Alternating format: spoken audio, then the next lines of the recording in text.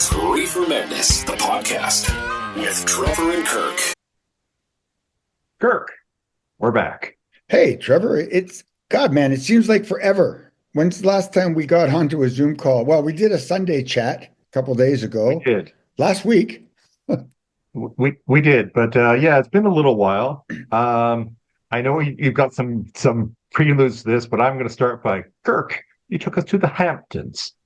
Yeah. This episode will be about going to Long Island, and my little brain was I couldn't stop thinking of all the detective novels and New York City blues type TV shows we've seen in the past, and like you said, the Great Gatsby.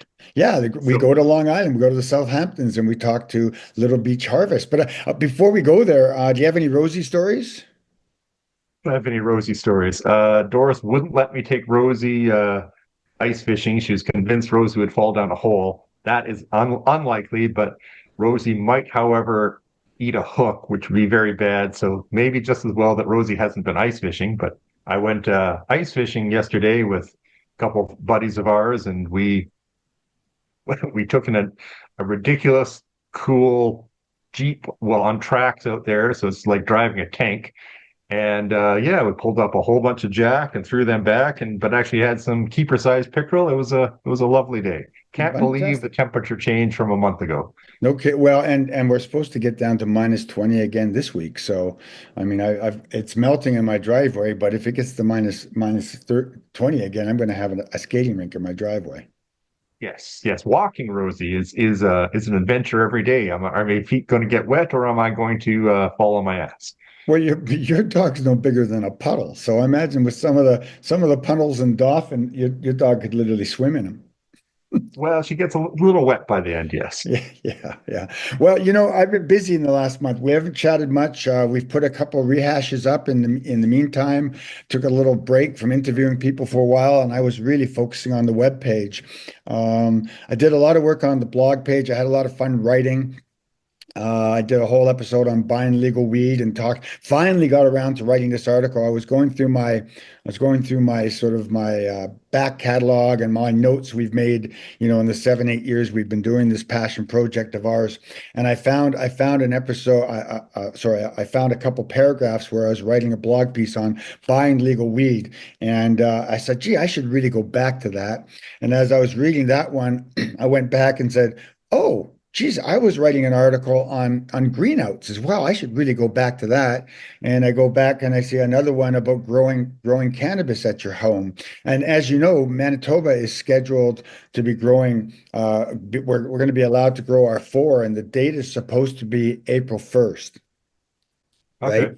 Right? I knew it was coming. I didn't know the date. Yeah, so it's going to be April 1st, and we talked to a Manitoba representative, and we have booked a date to talk to a spokesman for the cannabis, the governance people of cannabis in Manitoba. So that's set. But I wrote a piece on it about starting a garden. I will publish that one as we get closer. But I did publish Buying Legal Weed Has Benefits, and I did publish Green Out, Don't Freak Out.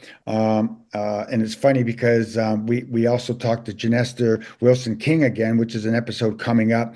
And we talked about, do you overdose on cannabis? Do you overdose on THC? And as you know, I don't like the word overdose when we talk about overindulgence of cannabis. I don't like calling it an overdose because I don't think it's an overdose in my practice. So I wrote a blog piece on that, and we also did a Sunday chat. You and I sort of got together just because we haven't, and we put that up on the blog. So our webpage has changed and it's growing, and I've offered some learning in the blog pages. You have been very busy and keeping the good information flowing. Yeah. Some of that, I think, I'll lead you along, has got you into chatting with some interesting people looking for other stories, and one of them was Zoe Wilder. Honestly, we're getting to the Hamptons, but there's a road to go there. Yeah. This is the road to Little Beach Harvest. We talk about this in the Sunday chat. How I've been playing with AI. A friend of ours, I now belong to a trivia team. We go to our local and participate every Monday in a trivia, and she gave me access to her professional AI, and I started just playing with AI, and I did the blog piece on Neil Young. AI wrote me a letter on why Neil Young should be a guest on ReeferMEDness the podcast.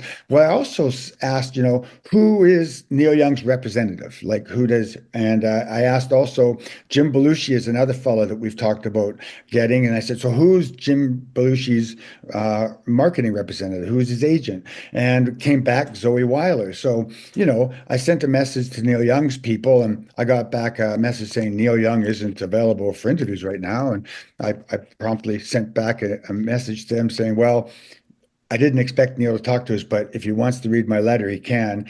And we got the same thing. We got the same thing about Jim Belushi not being available right now.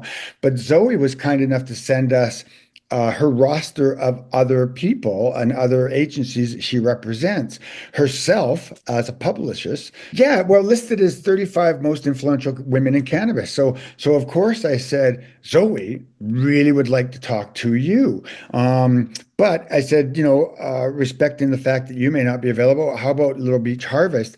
And Little Beach Harvest is a tribally owned and operated cannabis dispensary. They're located in Shinnecock Nation territory, eastern Long Island, near Southampton, New York, licensed through the Shinnecock Cannabis Regulatory Division. So, and we talk about this. I talked to Sean Boyd. Sean Boyd is the brand specialist for Little Beach Harvest, and he'll explain a little bit about how they're governed as a Indian territory. So yeah, it's been a really interesting journey to find these guys and to bring them to ReeferMEDness the podcast. So what do you want? You want to just go right into it? Yeah, just we'll talk about more on the way out, but one of the parts that piqued my interest with listeners just sort of how Little Beach Harvest is using their dispensary for local economic development and promote local entrepreneurs. So I thought that was interesting. So listen to that, and we'll talk a little bit more on the way out. Hi, my name is Sean Boyd. I'm working with Little Beach Harvest. I'm here working here as the brand specialist. I'm a Shinnecock Indian Nation tribal member, and I'm just happy to be here having this conversation, spreading the word of Little Beach Harvest and what our mission is here. Wonderful. I'm actually quite excited to talk to you. We're in Canada, and I think the reservation system in the south is a little different than the reserve system up north. Yes. So there might be a little talk about what's different about America. For example, you're called a reservation, whereas we call ours reserves. Yeah, we're called the reservation. A lot of us like to call it our territory. You know what I mean? I like to think that the word reservation, they put us on reservations almost to die. You know what I mean? They put us somewhere where they didn't want us to be. They tucked us away. But we're fortunate enough to be on our Aboriginal land out here in Southampton. We've always been out here on Long Island. We've always been here on Shinnecock land. So we're very fortunate. And I personally refer to it as our territory. Okay, fair enough. Little Beach Harvest, from seed to sale. Yes, so, sir. We can start wherever you'd like. Maybe, how about a little bit of background about the Shinnecock people? I did a little research on my own. Your community is on Long Island. Please appreciate us Canadians. We know Long Island from detective novels and TV shows, and all the rich people live off in the Hamptons and stuff. Yeah, we are located right here in the heart of the Hamptons. So what you hear is right where we're located. But again, we've been here from the time of memorial, since our Aboriginal lands located out here in Southampton. We have been condensed down to a smaller portion of what was our territory, but we're right here in Southampton on 56 Montauk Highway is where our store is located, and it's right here on the front side of our reservation, of our territory. And it's a big thing for us to have this building here and to be able to exert our economic sovereignty and to be able to move forward with this project. Yeah, very cool. Can you talk a little bit about your community? I was checking Wikipedia. The 2010 census might be a little behind at times, but you have a small community of 672 people, 62 people. No, those numbers have definitely increased over the years. On territory, we're probably around 1,300 people on territory. Our numbers in enrollment are a little larger with the people who may not be here on territory. So we are, a smaller tribe as far as numbers compared to other people, but we have been growing as far as who's here on territory. We are here, like I said, on our original land with the acreage that we have here. It's fortunate that we're here. The territory, we're a tribe of resilience and a tribe of resistance. It's been a long time that we've been fighting the colonization that is the Hamptons and that is Southampton and Long Island.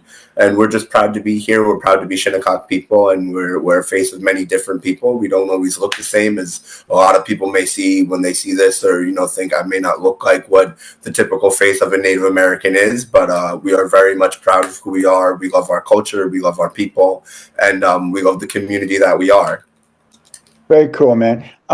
So your community, again, 2010 census suggests that you have an older community. A high percentage of your population of your community is over 50. Is that still a thing? No, I would say it's starting to grow. It's starting to balance out. I would definitely say, my generation is starting to come into our own. We're in our 30s and 40s now. Some of us are having kids. My brother himself has 2 kids. My sister has kids. So the generation is starting to change as far as the tides of what's here. Our elders are definitely still a very large part of our community, and they're, who we care about and who we look to take full care of. But, we're also looking at the future generations of us that are here because, we're looking for the next 7 generations is what we care about. We want to make sure that we're building something for the next of us that are come, because we are starting to grow. We're starting to grow in numbers. We're starting to grow in just what we're capable of. So it's definitely a changing tides almost. Yeah, and the reason why I'm focusing on your community is it's a big part of your marketing. Is it 4% of the revenue from Little Beach Harvest goes back to the community? But I want to spend a little bit more time. Is Taboo still your grower?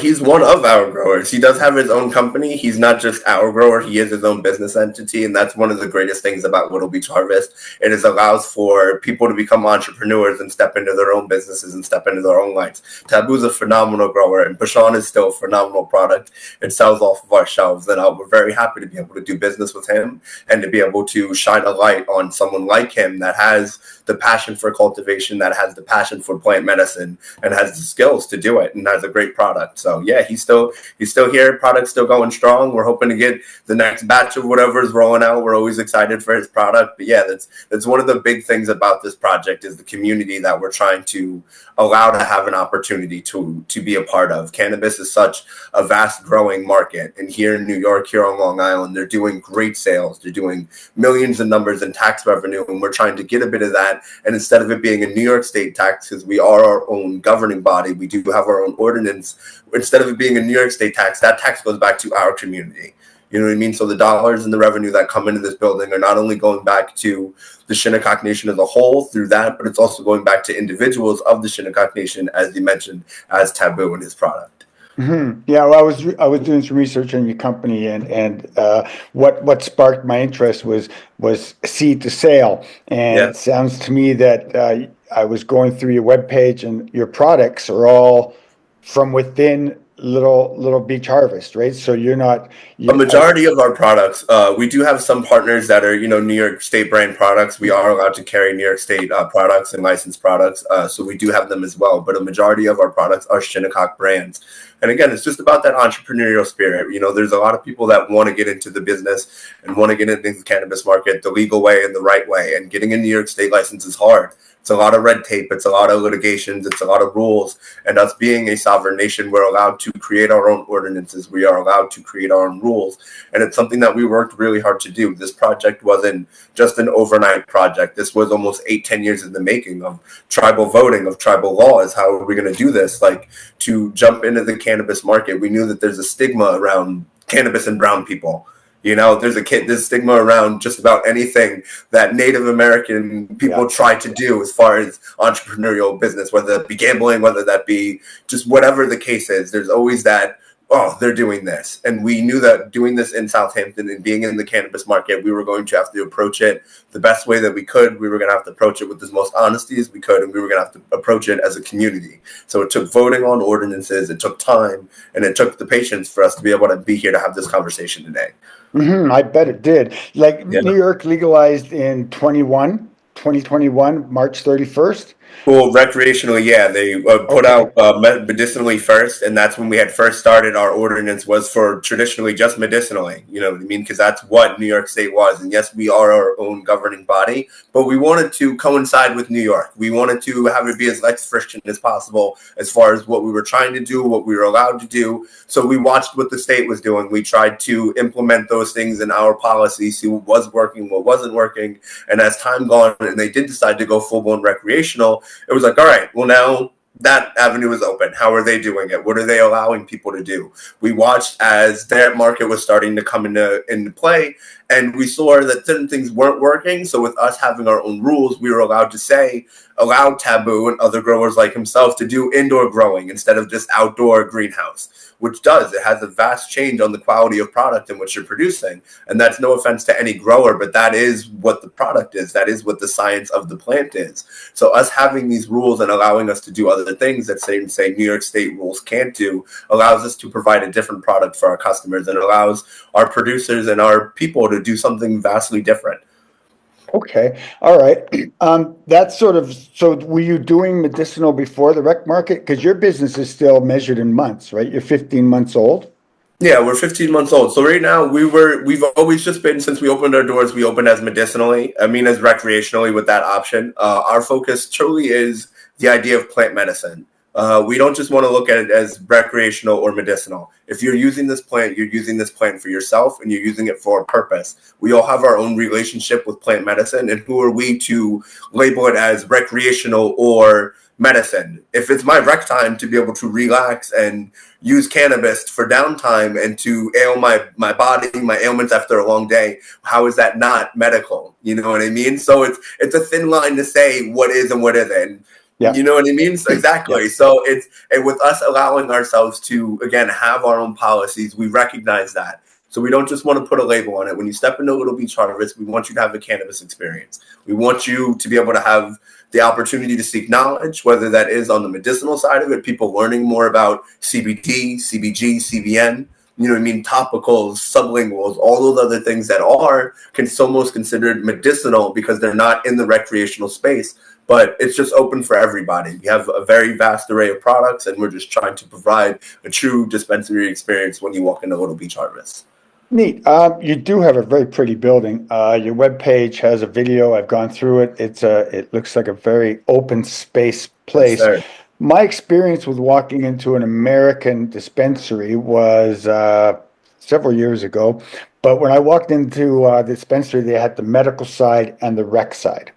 Yeah. Do you have that? Do you have different counters for each, or is it all one counter? Well, all of our product is kind of displayed on whether I said that be topicals and sublinguals, whether that just be flower, whether that be tincture. So it's kind of broken down in those ways. And then when you go to speak to our bud tenders, they'll give you more of a breakdown on, again, how things are going to help you. Because when we teeter on that line of what is medicinal, what is recreational, it's hard to ask. So our first question is, hey, like, how can we help you? What do you want your experience to be? What are you seeking? Because that opens up the doors to be able to point people in this direction. Some people, when they walk in here, aren't looking for, something to smoke. They may be looking for a sublingual or something to take at night, a topical, something to rub on themselves, just something to kind of dabble into it. So we'll go, all right, so that's going to be over here. You know what I mean? That's going to be these products. It's going to be these brands. You know what I mean? So it's, that full roundabout experience that you're going to get when you walk into the dispensary. And as you said, maybe here in America, a lot of our dispensaries have to be in like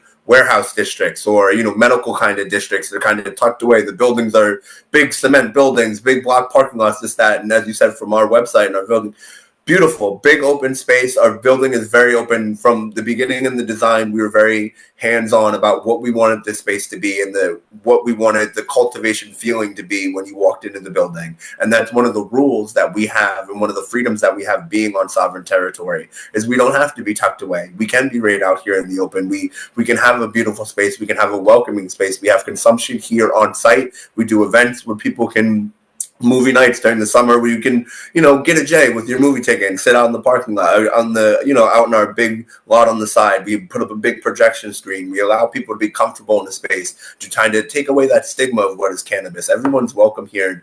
We just want to build a community and be a part of a community, not just here on Shinnecock, but in Southampton. We are located, as you said, in the heart of the Hamptons, and we're part of this community no matter what. Yeah, again, educate us a little bit more on cannabis laws. And we have a very interesting situation where cannabis is legalized federally, but the provinces, our provinces manage it. So every jurisdiction is a little different. In New York State, or on your territories, are your bud tenders allowed to? What are your bud tenders allowed to do? What flexibility do they have to educate your customers on cannabis?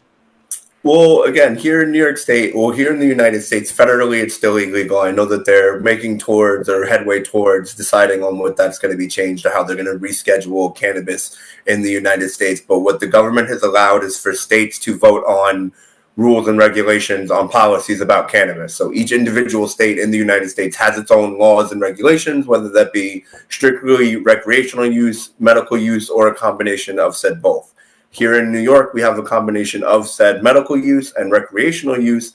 And over the past few years, they've now opened dispensaries to be open and things like that, so forth. With us being on territory, there's a lot of restrictions that licenses in New York do upon growers and cultivators as far as outdoor cultivation, indoor cultivation, and things of that nature. It's a lot of regulations on percentages of THC in products that can be in products and controlling of that, which is all set forth by the New York State Regulatory Board for Cannabis, or the OCM, I believe is what they're called. I hope I'm not misspeaking. But they themselves are a regulatory division in New York State that sets forth the laws in which the people in New York State can do. Okay. Us being a sovereign nation, the federal government was saying that anyone who's a sovereign nation, being federally recognized by the government as its own entity and body, has the right to vote upon laws and ordinance amongst its own people. So that's where we put in laws saying that, hey, this is what we are allowed to do, this is what we are not allowed to do. And our cultivators do have a wider space to be able to cultivate by being able to do indoor cultivation and facilities. It just, again, allows for anyone who knows the science of cannabis and knows the science of growing. It does allow for a more controlled environment. It does allow for you to have tighter, avenues of light, avenues of this and that. And here in New York, it is very seasonal on how you can grow. Our soil is very sandy. You know what I mean? It doesn't have the same structural hold that cannabis plants need. So outdoor growing is a hurdle that a lot of growers in New York have had to get over. And I commend them. This is not a knock to anyone here in New York that is in cannabis. I commend you for everything that you have done with all the red tape and litigation around you. They're great people. We are out here in that world. We have relations with them. We commend them for what they're doing. But we here on the Shinnecock Nation saw those struggles and said we don't want our people to have to deal with those same struggles.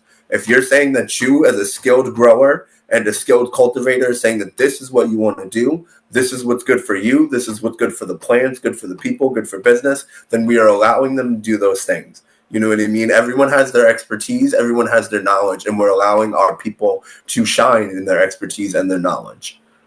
So, and you're speaking to your growers when you say that? Yeah, this is to our growers. You know what I mean? This is for anyone who's coming to the nation to try to do business. This is for the people who at least we're doing business with. I think that, I can't speak for the nation as a whole. I can speak for Little Beach and what we're trying to produce here. And I know that the nation does, support us in our moves and our strives for that, because we are owned and operated by the nation. But here at Little Beach, we try to build a relation with our cultivators, build a relation with the people who are doing their things, that we trust their product. We trust their process. We trust what they're bringing to our table. You know what I mean? We trust the experience that, and in them, our cultivators trust the experience that we're giving to our customers to sell their product, because that is a two-way street. You know what I mean? We have to be able to do things like this, meet great people like you know what I mean? Have these conversations to bring awareness to their to their product, to what they're doing. So that's just here what we're trying to do. That's really cool. And I want to dig a little deeper into that, actually. I want to, two side questions real quick. In New York State, can you consume recreational cannabis publicly in spaces? Yes. Okay. You can consume New York State. You can consume cannabis anywhere publicly. You can smoke tobacco. So if there's like a no smoking sign, then like you can't smoke there. But anywhere in New York State that you can smoke tobacco. I mean cannabis freely. And obviously, your nation is responsible for your own territory. So when you're watching movie night and someone lights up a J, that's within your Yeah, but territory. once you step on to Shinnecock Nation, whether it be here at the dispensary or anyone here, you are on sovereign territory. You are on our laws and our rules. So again, when you step into 56 Montauk Highway, which is this dispensary, you know, we have the rules that we have. Of course, we are as safe as possible. We do not condone overconsumption. You know what I mean? We want everybody to be safe and comfortable. But yes, we do have the leeway for people to be able to consume here on site. Thank you for that. I want to go a little deeper into your cultivation then, because I really am quite intrigued by the seed to sale. So what I heard you say earlier, then, the people that are cultivating for you, they are within a 50-mile diet. They're within a 10-mile diet of the dispensary. Yeah, some of them are here on territory. Some of them do have other sites and facilities where they're working with people out there, again, in the cannabis space, and everyone's just kind of doing their own thing. So it's really just a matter of, again, allowing people to take their expertise, take their knowledge and their business opportunities and give it a space and give it a home. Again, vertical integration was always kind of the key and the hope here. It was to have brands that are from Shinnecock, on Shinnecock, producing flower. We are hoping in the future, as years come, again, we're only 15 months into operation. We just rounded our first year. Hopefully, in time, we can have a full-blown facility that we're putting out Little Beach Harvest flower, Little Beach Harvest bud, Little Beach Harvest concentrates into these spaces. Hopefully, we can start to partner with tribal members who have the entrepreneurial goals to build these facilities. And we can say, hey, this is a Little Beach Harvest product made here on Shinnecock by Shinnecock. That's going to take time, and that's always the hope and the plan. I myself, as a young entrepreneur, want to get into cannabis, want to get into extractions. It's always been a hope and a goal. And this has been an opportunity for me to gain knowledge, gain opportunity to get a voice out there, to try to soak in everything that I can, to take the next steps, not only to better myself, but to contribute that to my tribe, to try to give back to a greater whole, and to try to give back to something that's given me so much over the years. That's very cool, man. And that's sort of what intrigues me about the story that you have, the economic development that you've put into cannabis. Reading about your territory and going deep into it, your community did apply for casino status, and it looked like you had a lot of roadblocks there. Did you ever get your casino up? No, I mean, and that was a few years ago when I was very young, so a lot of that happened back before I was really into, what was happening structurally wise, being the Shinnecock entity. And I think that when that comes down to is we've always looked for economic opportunity. And unfortunately here in the US, there's only but so many avenues that they've given us. And for a long time, gambling, casinos was the only avenue for Shinnecock, was the only avenue for Native people in general. Right. We were very pigeonholed into what we could and could not do. So when we did get federal recognition, of course, with that being the biggest avenue, that was who was willing to partner with us. It's always been who's willing to give us an opportunity, and at the time it was the casino, it was, gambling, it was that avenue. And we never got it. It never came into fruition, whether that be for internal things or business purposes, whether that be from the hurdles from the state, because at the time, New York State wasn't doing a lot of gambling. There were no other casinos. And when we were trying to take those steps, those hurdles were put in front of us. And then once, our plans kind of fell apart, Jake's 58 just popped up down on Long Island. Another casino opens up and New York State is running it now. You know what I mean? So in this opportunity, when the government was like, hey, federally recognized tribes in cannabis, we're hands off. We're allowing you guys to do it just like we're allowing it to do any other state. We saw an opportunity there. And that's why we stepped into this space. And we not only did we step into this space because of that, but to reclaim that idea of plant medicine. and to reclaim a tradition that is ours and that was stigmatized. And you know what I mean, for it to be being pushed into the forefront now of the medicinal purposes of it was something that we've always known. And for us to not have an opportunity to capitalize on that economically would be foolish. And it would be for naught if we didn't try. You know what I mean? So it did. It took time for us to get over that stigma around it and to step forth into this opportunity, because just like gambling, there's a stigma around it. Yeah. The Indians are opening a casino. What does it do? You know what I mean? It's that whole idea of it. Even right now, not to speak too much on, a case that's open, our tribe is being sued by the town of Southampton because we're trying to develop a travel lot gas station on land that's ours. And they're saying that they don't want to. They're saying they filed this lawsuit, a $3 million lawsuit paid with tax dollars from Southampton against our people, and they say it's not a sign. We hope they don't take it as a sign of disrespect. Yeah. We just want oversight. There's laws, there's ordinances, there's rules. Whose? Not ours. Because if you're saying that we have to abide by those rules, if we're saying that we have to give you oversight over our project, it means that you don't recognize our sovereignty. Right. You don't recognize what we're capable of doing. You don't think that we're capable of doing things safely. You don't think that we went through all the structures that we needed to be able to move forward with this. And that's disrespectful. Mm-hmm. I see that. Tell another adult, I just think we need to look over this. I just think we should have oversight. Right. I think that's very disrespectful, So we still today fight for our sovereignty. We still today fight for our recognition. We still today fight for economic opportunity, no matter what that be, whether that be gambling in casinos, whether that be cannabis, whether that be trying to provide a travel station for people to stop off and get a rest. There's always a hurdle if taxpayer dollars can't come back in. There's always a hurdle if they can't have control over something. But this project in Little Beach Harvest is something that they don't have control over, and something that we've been moving forward with, and something that we're very proud to be able to bring to our people. Are you the only dispensary on Long Island? I mean, are you? No, we are the farthest licensed dispensary east on Long Island. Again, being licensed and licensed by the tribe. There is one in Riverhead, I believe, is the closest one that was just open. There's another one in Farmingdale. There's another one up a little bit more westward of us. But it's a little bit of a gap because Long Island itself allowed the townships to again vote in on if it was going to be allowed, if it wasn't going to be allowed, and some townships opted out of selling cannabis. So it's been a little bit of time coming for dispensaries to even open up on Long Island. And that was also a trouble that a lot of producers were having because they were growing all this flower. They gave a bunch of licenses out to growers and cultivators, but then there were no dispensaries open for them to sell to. There were no brands for them to sell to. So us being open allowed for us to have an avenue for some New York markets, some New York players in the market to get in, and for us to thrive as a tribe to create opportunity for ourselves. The reason why, again, I'm asking, what I find fascinating, I go back to the seed to sale thing. What I've come to understand about recreational cannabis and even medicinal cannabis in Canada is the distance in which that cannabis has to travel back and forth, and it loses its trichomes, the flower gets dry, it becomes old. You never really know when it was harvested. You know when it was packaged, but you don't know when it was harvested.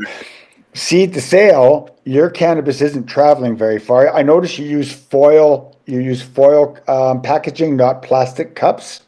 It kind of depends. Everyone has their own packaging, whether that be the Mylar bags that are seal-proof and airtight, whether that be people who have jars. Elderly people proof. You can't get into it. Yeah, I mean, they trick me up sometimes too. I'm rubbing them together, trying to get them open. Yeah, they say child-proof for a reason, but I'm like, is it really child-proof?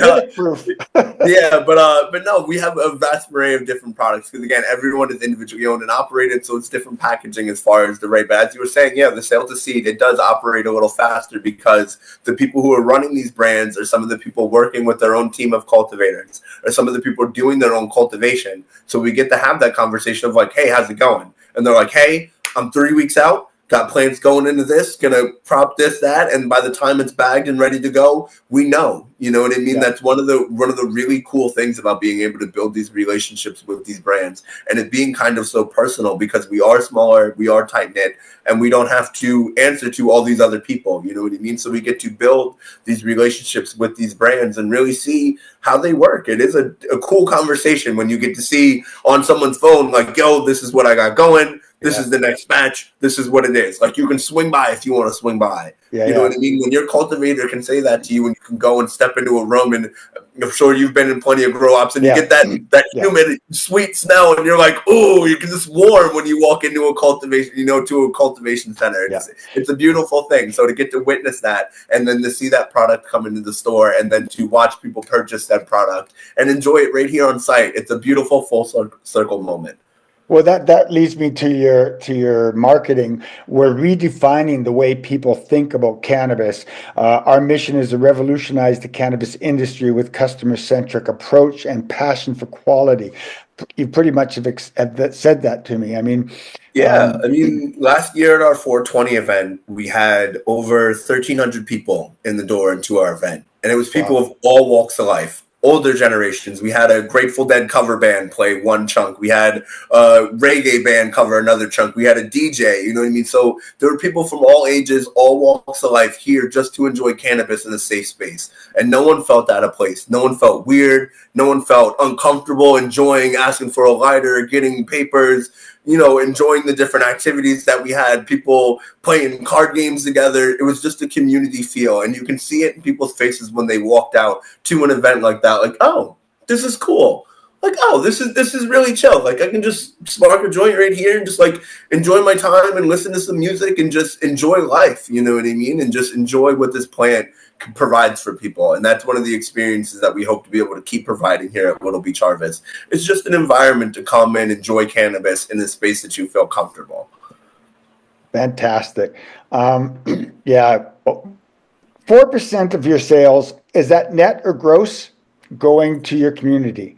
I believe gross, I want to say. I don't want to be misspoken, but I believe it's a quarterly gross. We put it into the community and we give back to different things. Can you give me an example of, in the last 15 months, what you can say, this is what Little Beach Harvest has done for our community? I can't give you number wise, but I know that it's been great to see the opportunities that we've given people. We did an art show here, and a lot of the artists that we featured were Shinnecock artists and people of the community, and just to see them have a sense of pride of seeing their art up on the wall. My uncle was one of the people, and he was like, nephew, I think this might be my first hanging ever. And to hear my uncle, who's been doing art since before I was born, taking pictures since before I was born, for him to have that space and that opportunity, that's an amazing thing. That's giving back to our community. We are very much a grant-based funded tribe, being federally recognized. A lot of our infrastructure is funded by, the government. So us creating this opportunity and giving back no matter what we can is an opportunity for our elders program to keep going, for our Boys and Girls Club to keep going, for us to invest in our cultural program to build a proper cultural center. Right now we're doing renovations on our tribal center, and it would be great if we could have more money to be able to give to things like that. And not only more money, but more exposure for the needs for opportunities, for, exposure for things, more fundraisers, more just different things.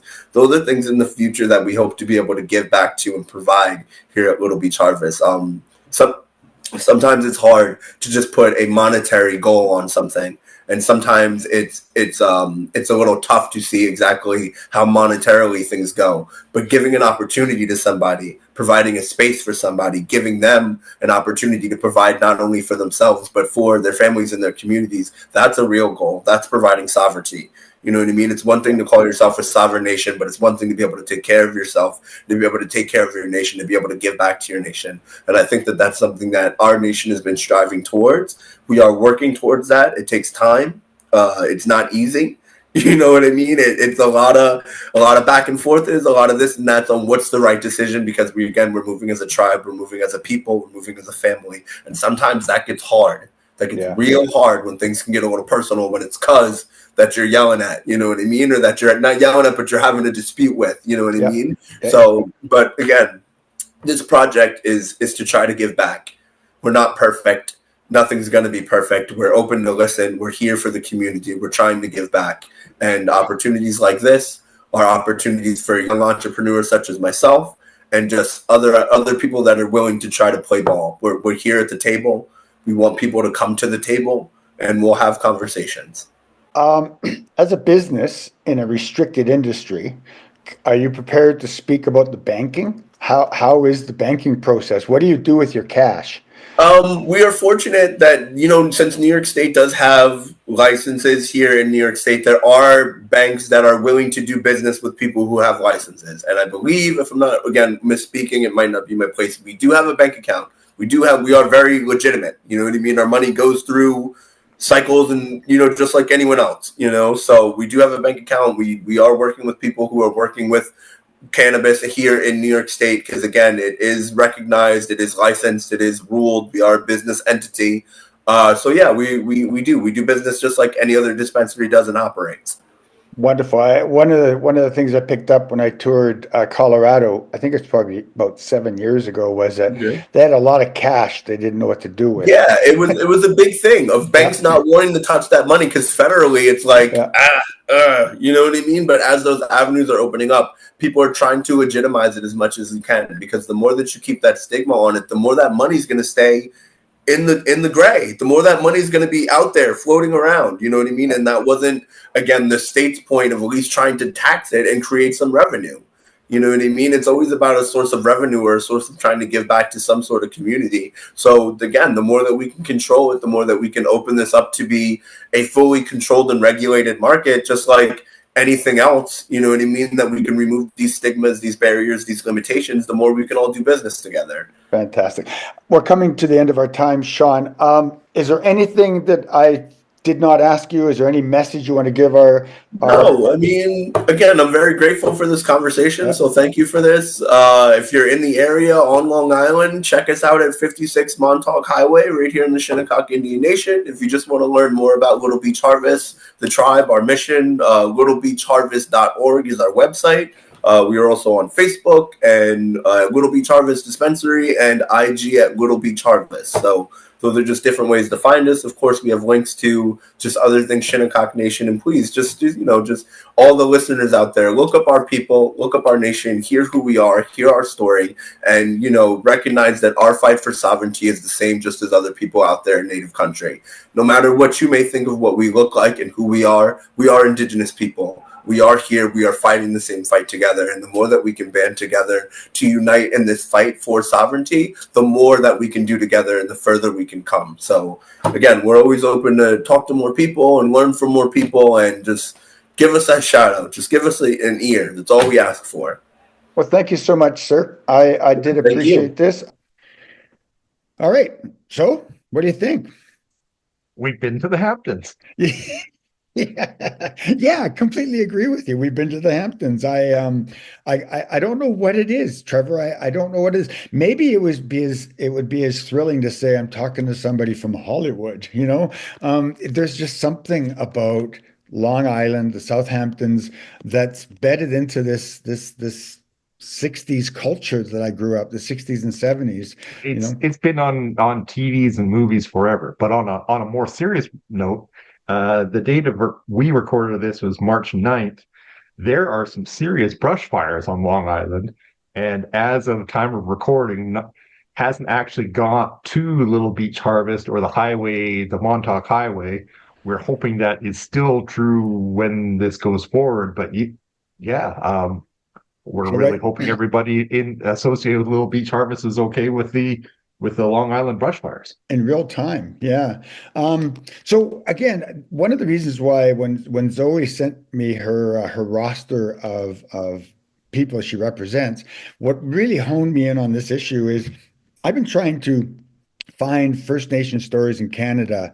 Again, since we started this passion project, I've walked into First Nations dispensaries. I've asked for stories. I've emailed First Nations dispensaries, and I've heard very little back, and I haven't been able to coordinate. This one going through a representative, she really responded very quickly, very very quickly. I was quite impressed. Zoe, you made me feel important, and I think I told her that in the email. Because there's been many times that I've sent out emails to celebrity and received crickets, right? You hear nothing back from them, and it makes you feel kind of small. But Zoe truly responded in a positive way, and this story really got to me. And what got to me about this story was that on their webpage they talk about we're redefining the way people think about cannabis. They have a mission to revolutionize cannabis industry with a customer-centric approach and a passion to quality. And I talk about it when I talk to when I when I talk to Sean, how really, what's the definition of craft cannabis, right? And from what I can gather, is that their cannabis is coming from a 10-kilometer diet. Like their friends and neighbors on the Shinnecock Nation are growing the cannabis that they're selling from the dispensary. So this is fresh cannabis that has traveled very little. That Yeah. impresses me. No, it does. And Sean talked about it a couple times, but well, completely unrelated, but I just thought it was really cool. Movie night. Isn't that a great idea? Yeah.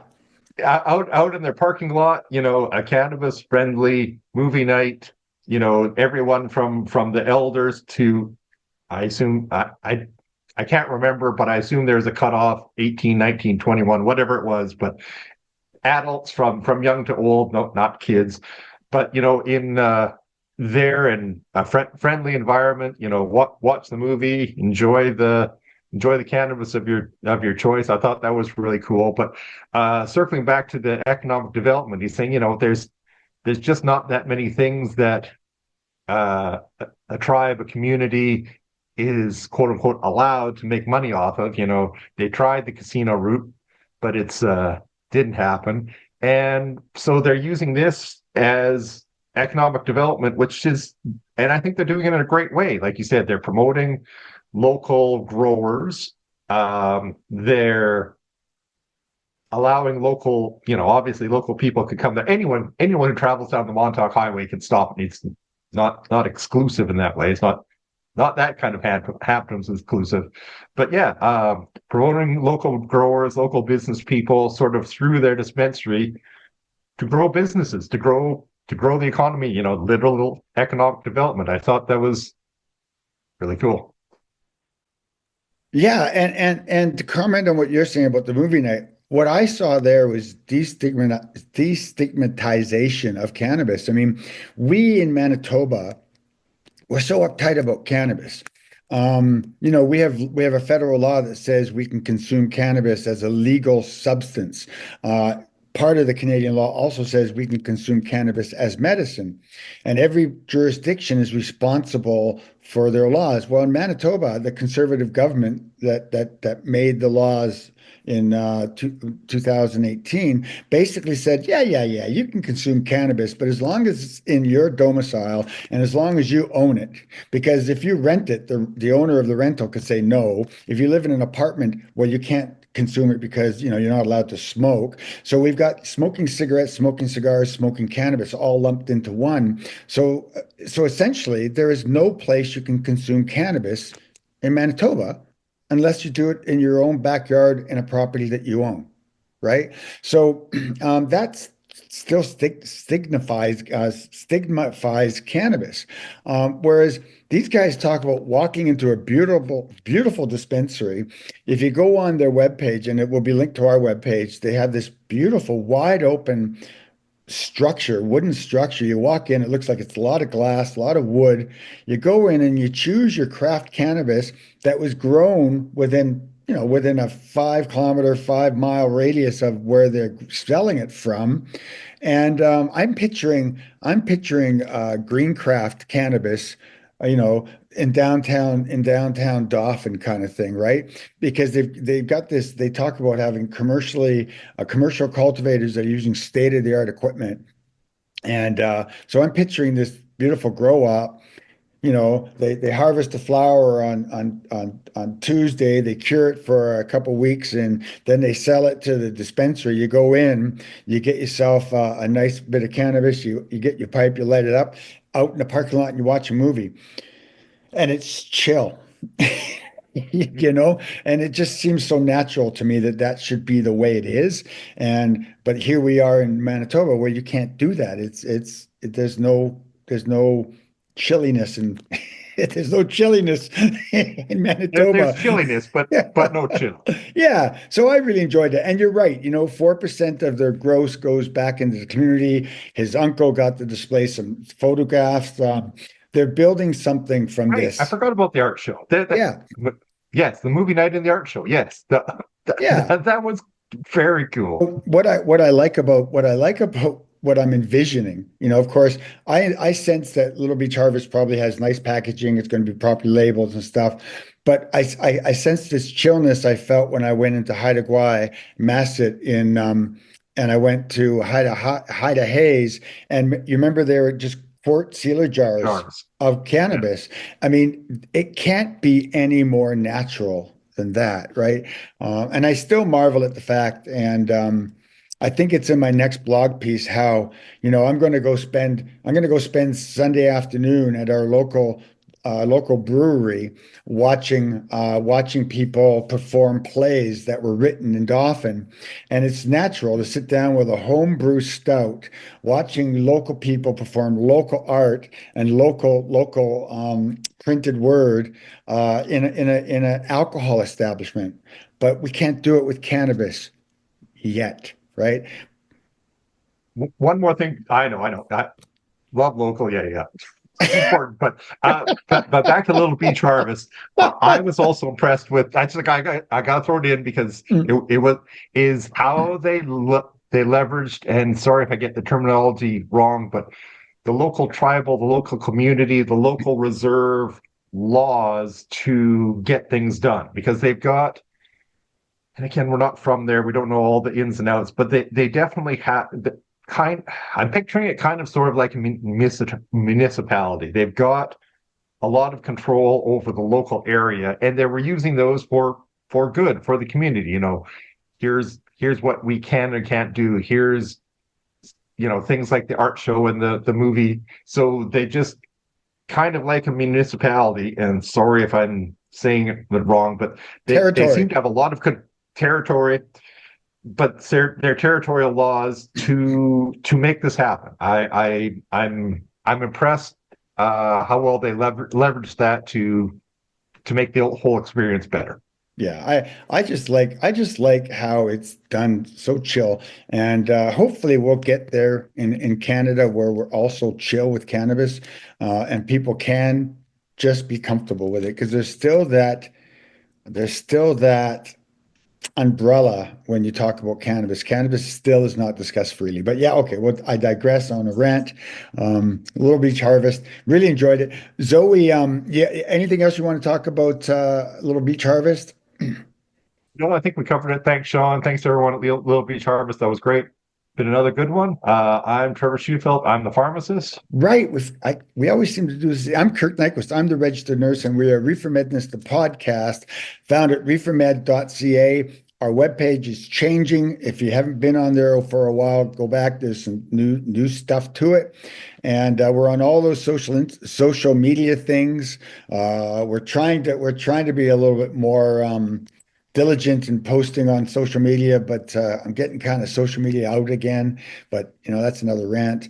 So, anyways, yeah, ReeferMEDness, the podcast. Thank you so much for listening. See you in the next one. Absolutely. See you everyone later.